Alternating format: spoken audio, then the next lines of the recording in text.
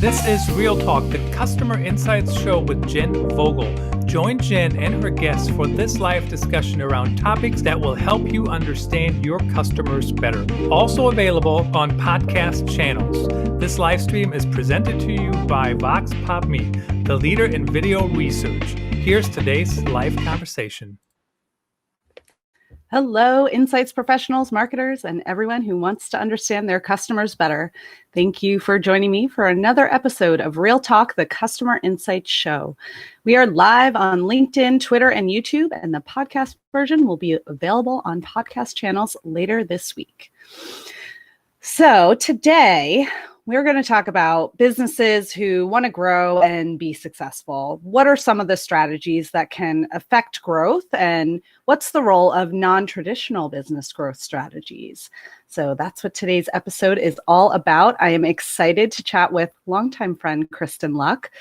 With over 20 years of experience as a serial marketing measurement technology entrepreneur, Kristin's consulting practice ScaleHouse focuses on non-traditional growth strategies for data-driven technology firms and market research companies, as well as emerging CPG direct-to-consumer brands and vice categories like cannabis and sex tech.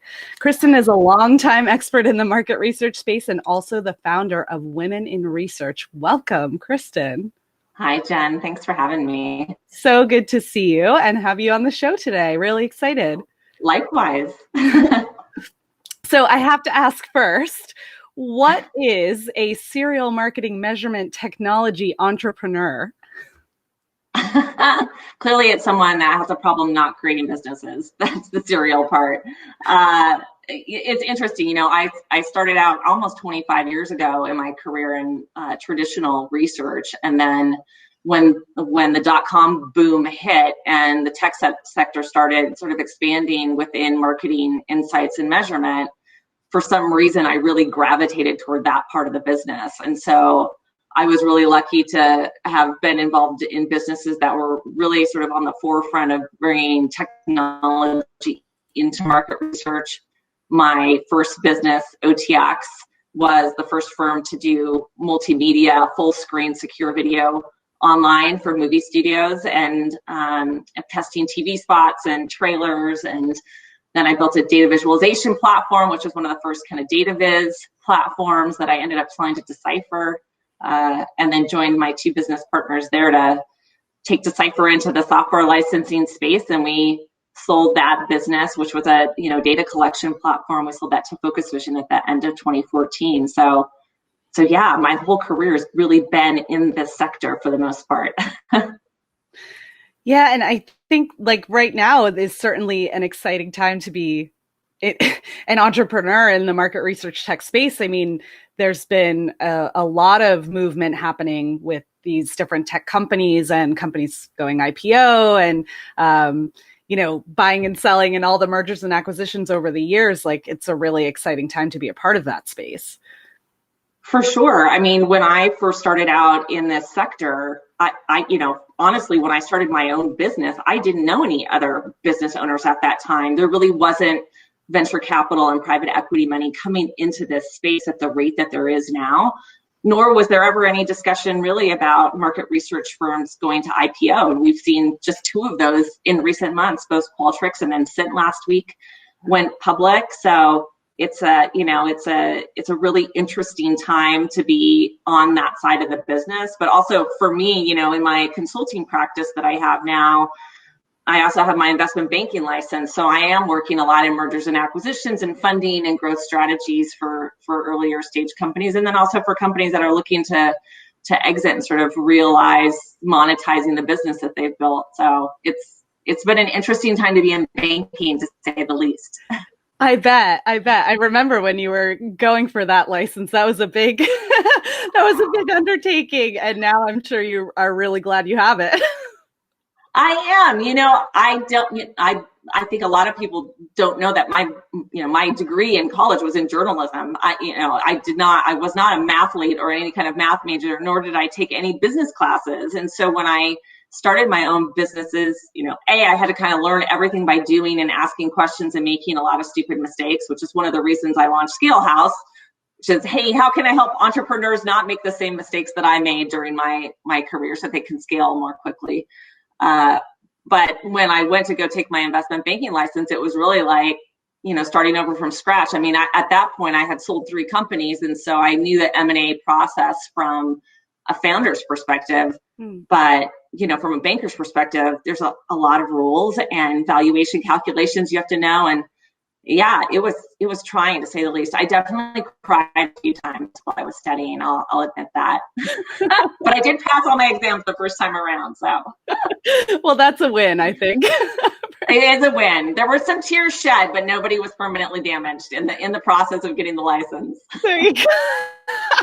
Definitely a win. Well, so in talking about ScaleHouse and some of the consulting work that your company is doing now, like, how would you define what you would consider a traditional growth strategy? Yeah, traditional growth strategies to me are more paid strategies, things that you're probably used to seeing, like, if you look back at sort of traditional advertising, so TV, radio, paid speaking gigs, things where you're really paying for, I guess, for coverage or for exposure. I think those are the types of advertising strategies that people are the most, think of the most when they think of a growth strategy. From my perspective, and I know you and I are kind of the same ilk, we're always trying to spend as little money as we can because we're trying to scale our businesses, and we're trying to get the most bang for our buck. And so when I think of more non-traditional strategies, it's more things like content marketing, account-based marketing, partnerships, in some cases collaborating with competitors, things that you might not normally think about when you're thinking about growth strategies for a company, and a lot of things that I think a lot of folks haven't considered in the past. Yeah, that's interesting. I think the the whole pay for play kind of approach, like those traditional strategies, I mean, they certainly work. They work for a reason, right? And I think there's an expectation too of being able to prove the value of those strategies. And those are really easy to measure. When you are for a, ad placement, and you can track it all, the attribution all the way to revenue, whereas some of the other non-traditional strategies are a little bit more difficult to measure the impact. So it's tough to balance. I guess that would be my question to you. How do you balance those traditional and non-traditional when there's an expectation to prove out the value? I mean, although, as you know, I'm a total measurement freak. Like, I love to measure everything, and if I can't, if I can't get a measurement on something, I spend a lot of money on it. It makes me really nervous. As you know, we've worked together in the past. But I don't think that all marketing and branding activity can be measured, nor should there be that expectation. That said, I look at paid strategies as more of like a short game strategy, and things like content marketing, partnerships, collaborations, like those are longer game strategies. And you have to use a combination of the two if you really want to scale quickly. You can't just rely on one path to growth. Usually there's two at a time. Sometimes those intersect, and they also iterate and change over time as your business kind of moves through the different stages of growth. So, but I'm a fan of using both. I'm not an advocate for not spending anything on marketing, which I'm sure every marketing research company listening into this will be disappointed to hear, because market research firms, and I'll say this for the record, are literally the worst at spending any money on marketing or research. It's fascinating to me. I think you're right. It's it is an interesting space in terms of what companies are willing to spend on marketing. And there are some companies out there in the space that do it very well. Sure. And but it is a balance of those traditional and non-traditional strategies that really, I think from my perspective, I'm the same as you. Like, if I can't measure it, I really struggle with it. I kind of believe there is a way to measure almost anything, even if the metrics are a little bit looser. But I think if you have really strong marketing, CAC metrics and things like that in some of the more traditional strategies that are easier to measure, it can buy you a little bit of a leeway to play and to really like lean into some of those strategies that are harder to measure. If it's working in one area, then you can have a little more freedom to take some risks in some other areas. For sure. And I mean, I think that there's some categories that have been traditionally harder to measure, like PR, where we're coming up with new ways of measuring them. And we have a better understanding of the impact because so much of that content and reach is online now. So it's really changing, the way that people consume content and media has changed. And so because of that, I think we've got different paths of measurement than we have had in the past.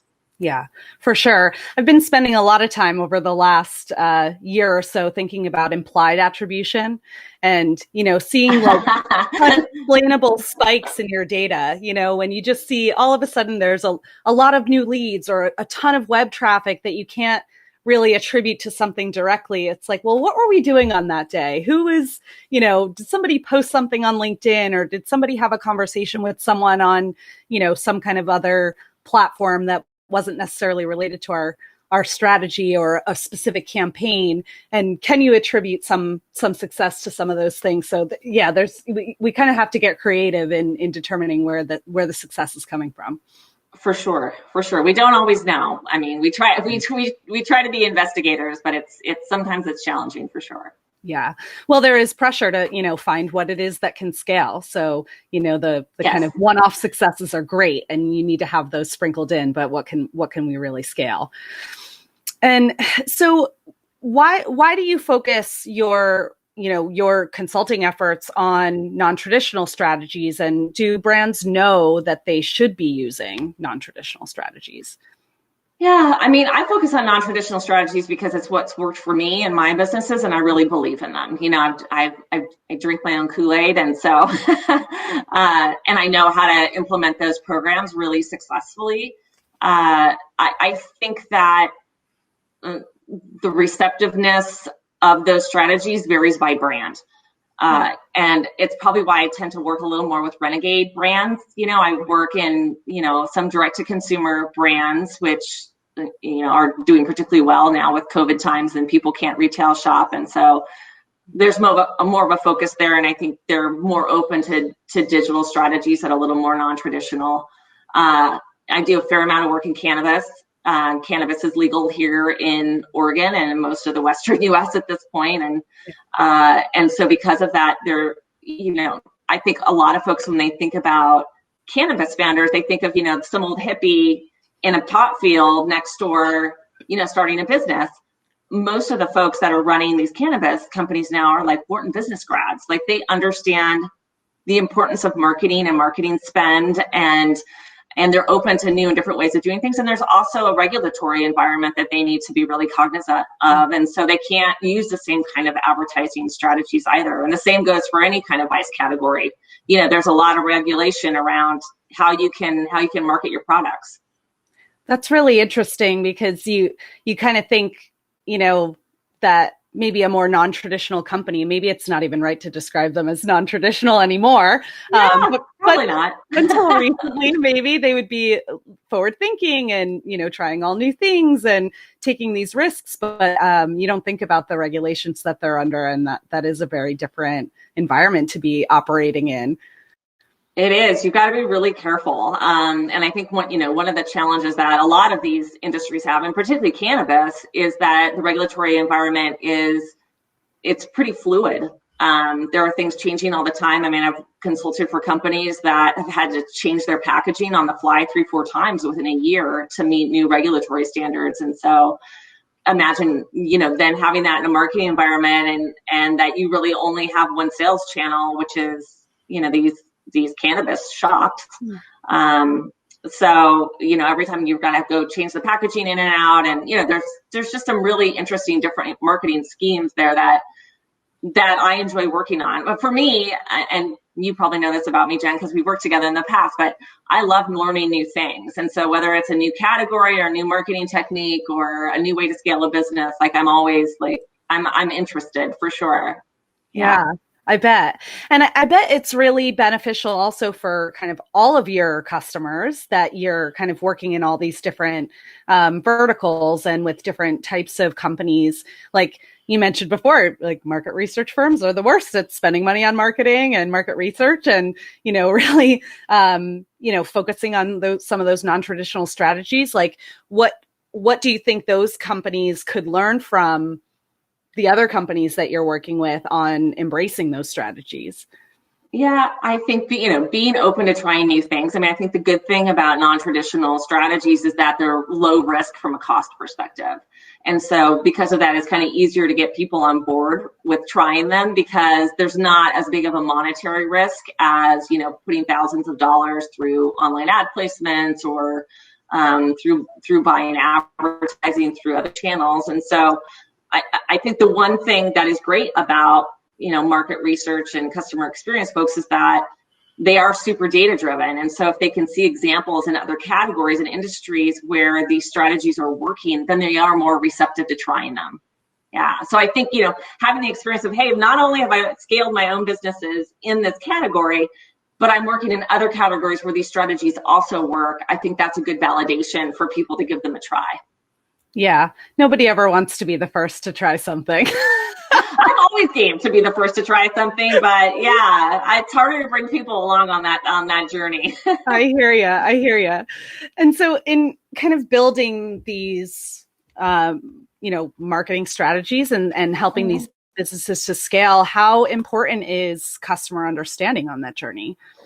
Oh, it's huge. I mean, I think, and I've probably gone through this exercise like a million times, as I'm sure you have over the years, Jen, building out customer personas, understanding who your buyers are. Buyer motivations are really important. Another, a growth strategy that I really employ a lot is just focusing on existing customer growth, which a lot of companies don't do. Like, I can't tell you how many engagements I walk into where I ask about churn, like, well, what's your churn rate, or what's, like, how many clients are you bringing in a year? But because a lot of CEOs come to me and say, well, I've got all these new clients I'm bringing in, but we're just not growing at the pace that we want to. And, there's a lot of times there's this leaky funnel problem where people are coming in through the top of the funnel and they're becoming new clients and they do one or two projects and they go out the other end of the funnel because nobody's nurturing them and growing them. And so one of the first exercises that I do is I just do a year-over-year comparison, which is super easy. I mean, any CEO can do it on their own data.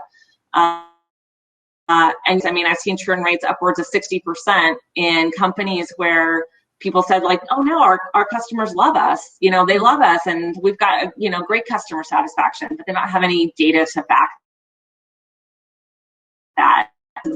Yeah, maybe people are coming in and they're having a good, first project experience or, first buying experience, but then there's not any work being done to retain them. And when you think about the easiest ways to growth, and particularly if you're somebody who's ever worked in a sales role, hearing that data is super heartbreaking because it's so hard to bring in new clients and it's so much easier to nurture and grow the existing clients that you have. So that's like my number one tip on customer experience is, like, gosh, you want to treat your customers like gold because you want them to be growing. Yeah. And from a marketing spend, I mean, it's not only so much easier to grow an existing customer, it's so much cheaper than it is to acquire a new customer. And so if you're looking for scrappy marketing tactics to, really increase the efficiency of your marketing spend, it's, growing your existing customers is where it's at. 100%. And it's interesting because if you look at a lot of marketing strategies, like particularly in the organizations that I've come in and kind of done marketing reboots on, many times existing customers won't even be part of their marketing strategy. I mean, they just think like, oh, well, they came in, they were a customer, and now it's up to the account manager or, social media, whatever, to do their job to keep them engaged. And that is not the case at all. I mean, sure. Keeping them engaged throughout the whole life cycle and treating them just like as you would a new client, which is like, you've got to nurture and grow them and services feel loved and that you value them as a client. Oh, it's so important. Sure. And so I guess, like, what are some of the strategies that you would employ, not just for, certainly for understanding existing customers and customer satisfaction and understanding, why people churn, but also some of the consumer insight you might do on the front end from a, persona perspective and trying to understand prospective buyers. What are some of the tactics that you typically employ? Well, certainly doing research, and I know that's not going to go over favorably with anybody in a marketing research role, but doing research, I think, is a big thing in terms of understanding your buyers. I mean, as you know, I'm a evangelist for video. I do believe that the closer we can get to customers and potential buyers, the better. And I think that there's no more powerful way of understanding people's perspectives than hearing it in their own words. I think it just resonates more deeply with people. And that's really critical. I think, if you don't have that emotional connection to your buyer and you don't really understand what's motivating them, that's a very dangerous space to be in. Yeah, I think that's a theme that's come up quite often, especially over the last year or so, just about having empathy and like really kind of understanding your customers' challenges in a deeper way, be able to actually meet them with your products and services and, really step into the customer's shoes and empathize with their problems is so crucial. For sure. Yeah. And, it's more challenging now because we're living in this time of COVID where, we're working from home a lot, or, we don't have the same kind of access to, ethnographic or face-to-face data as we used to. I mean, it's one of the funnier stories that I tell from the earlier stages of my career is, I was working on a study for, I don't know if I can say the brand, but it was for basically for a room deodorizer product. And it was being marketed really heavily toward pet owners. But it just wasn't selling. It wasn't selling to pet owners. Company couldn't figure out why. And so we ended up doing some on-site visits with pet owners to figure out why. And I remember we went, this is, early on in my career, I went to this woman's house and I think she had 25 or 26 cats. So if you're two, Jen, one of which is sleeping peacefully behind you, and you had nothing on this woman. But, her house smelled really, you could really smell the cat smell. She had no clue. She had no clue that her home smelled. And so because of that, if you're not cognizant of the fact that you might have an animal odor in your home, you're not going to buy a product to get rid of it. Mm-hmm. That's so interesting. And it's something that would never come out in a regular survey, but, in more of a conversational setting or in a setting where somebody's really telling you their story and they're, she loved her cat. She talked about them. She would never have admitted in a million years they smelled. So, yeah. You got to get in. Interesting stories from the field. Yeah, right. I'm sure there's tons of those. And some company definitely figured that out at some point. I can picture a commercial for an air freshener brand where it actually turned their furniture into the pet to show that that's so funny. Yes. Pet owners were just oblivious. I have 4 dogs, so I understand it. Right. Yeah. We've got Wild Kingdom over here too. So. You do. I'm hoping that my house doesn't smell now. That's all I can think about. But I know, right? Yeah. It's funny. Every time somebody gets in my car or comes to my house, I'm always like, does it smell like dog in here? Because I don't want to be like that woman who didn't know. Right. Yeah. Right. Now I'm paranoid, but it's all good. I'm glad I could be helpful, Jen. Right. Well, this has been really fantastic. Before we kind of wrap up our conversation about non-traditional growth strategies, I do want to, just touch on your currently campaigning for president of SMR Council, which is very exciting. Current sitting vice president of SMR Council, and running for president. So that's fantastic. Do you want to talk a little about that?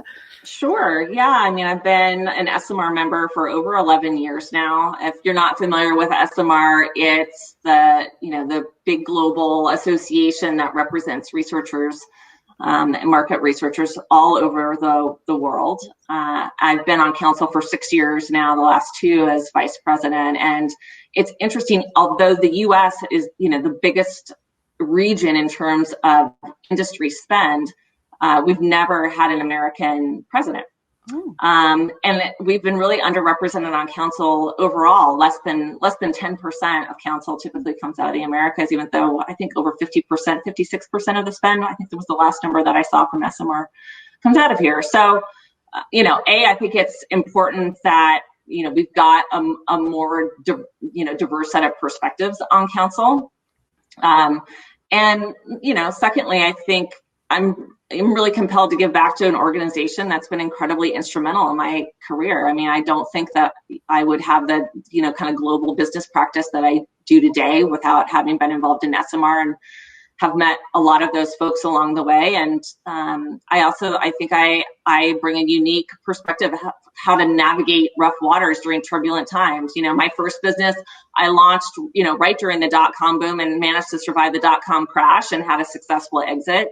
My second business, or I guess my third, Decipher, we hit the economic downturn of 2007 to 2009 just perfectly. And, this last year I've been, ScaleHouse, we had our best year ever, and in the middle of a pandemic, just sort of unheard of. And so if I can bring that, that knowledge and that experience to SMR and help bring that association and forward, that would be super rewarding for me. And for me, I think there's three key things that I'm trying to bring into SMR. The first is making sure that we're really truly a global association. I get a lot of folks that say, oh, how is it going to work with SMR being based in the Netherlands and you on the West Coast of the States? And my response to that always is, well, it absolutely has to work, because if we're a global association, we need to be able to support our members and as such counsel from all around the world. Mm-hmm. And then, secondly is we need to bring younger researchers in. We've not done a good job of cultivating sort of the next generation of researchers, and we need to do that. And along with that, we need to be opening our arms to data scientists and behavioral data providers, data as a service companies, and making sure they understand the importance of ethics and respondent privacy. Those are all important initiatives that we really need to move forward within SMR. Yeah. Well, that's very exciting stuff for sure. I had no idea that the U.S. was so underrepresented as part of SMR, so that's really interesting. Yeah. Well, it's interesting, SMR originally started out as a European association, and then, they pivoted quite a few years back into a global association. But, I think that branding and that feeling that it's a European, it's an association for Europeans has sort of stuck with it. And hey, I'm here to, maybe break us out of that branding loop. That's fantastic. If anyone can do it, it's definitely you. So where can we go to support you in this campaign? Well, you can only vote if you're an SMR member. So you've got to go on to smr.org and become a member. And if you're in if you're in a global role, I would suggest SMR as an association. Again, like particularly here in the U.S., I think we have a tendency to be pretty insular. And so, joining SMR really gives you perspectives into how people are doing research from all over the world. So that's one way. And you can also go to scalehouse.consulting.